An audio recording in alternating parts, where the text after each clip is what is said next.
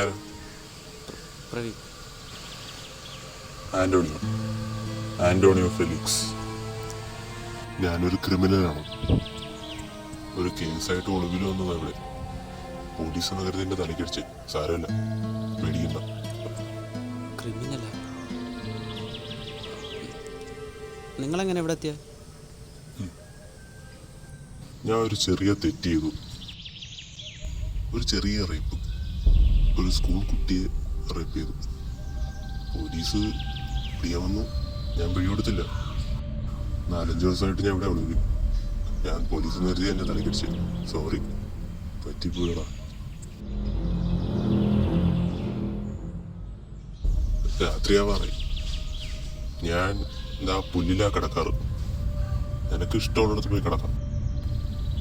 തണുപ്പാണെങ്കിൽ അകത്ത് പോയി കിടക്കാം. പാമ്പൊക്കെ ഉള്ളതിന് അവിടെ റിസ്ക് വേണമെങ്കിൽ എടുക്കാം. ഞാൻ നിർബന്ധിക്കണ്ട.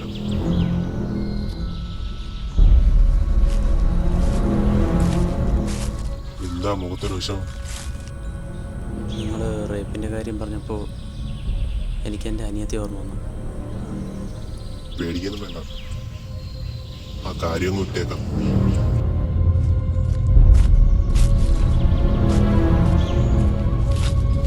ഇതിന്റെ അപ്പുറത്തെ ഭാഗത്ത് ഒരു മരമുണ്ട്.